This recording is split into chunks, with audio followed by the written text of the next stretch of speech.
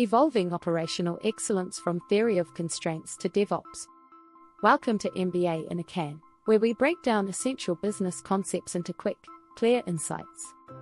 In this Operations and Supply Chain Management series, we'll explore the strategies and practices that help businesses streamline processes, reduce waste, and deliver value efficiently.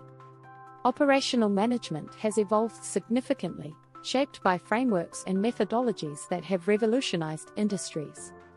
Two iconic works, Eli Goldratt's The Goal and Gene Kim's The Phoenix Project, marked pivotal moments in this evolution, transitioning from the theory of constraints, TOC, in manufacturing to DevOps in the digital age. Eli Goldratt and The Goal. Published in 1984, The Goal by Eliyahu M. Goldratt introduced TOC, a methodology for identifying and addressing bottlenecks that limit system output. Framed as a business novel, it follows Alex Rogo, a plant manager working to save his factory. Goldratt's 5-step TOC process: identify the constraint, exploit it, subordinate other processes, elevate the constraint, and repeat, offers a practical roadmap for optimizing operations. The drum buffer rope analogy illustrates these principles through a story of Boy Scouts on a hike. The drum is the pace-setting constraint, represented by Herbie, the slowest scout. Placing Herbie at the front ensures synchronization. The buffer prevents disruptions by redistributing Herbie's load, while the rope coordinates the group to maintain alignment. This analogy remains a timeless lesson in balancing flow and addressing constraints, applicable across industries. TOC's impact on manufacturing has been profound, influencing practices like lean production and just-in-time systems. By focusing on throughput and operational efficiency, The Goal has earned its reputation as an MBA in a novel, distilling complex concepts into actionable insights. Gene Kim and the Phoenix Project.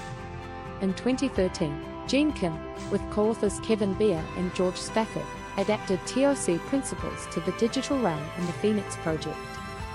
Through the story of Bill Palmer, an IT manager tasked with rescuing a failing digital project, the book explores the challenges of modern IT operations and introduces the principles of DevOps. DevOps bridges the gap between development and operations teams, emphasizing collaboration, rapid delivery, and continuous improvement.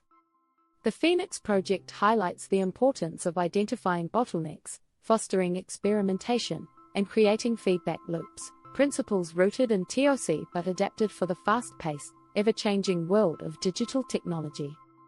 In the Phoenix Project, the Herbie is Brent, the overburdened IT expert who becomes a bottleneck because everything depends on his unique skills, a vivid reminder of the risks of single points of dependency in any system. Kim also introduces the 4 types of work. 1. Business projects deliver visible outcomes like new features or services. 2. Internal projects improve infrastructure and processes to support future success. 3. Changes involve routine updates like patches, essential for stability but easily neglected. 4. Unplanned work, such as outages or urgent fixes, disrupt planned activities and expose inefficiencies. By recognizing and balancing these work types, organizations can regain control, reduce disruptions, and improve efficiency. The book also introduces the 3 ways as foundational principles for effective DevOps and modern operational management. The first way focuses on flow, emphasizing the smooth movement of work from development to operations and ultimately to the customer.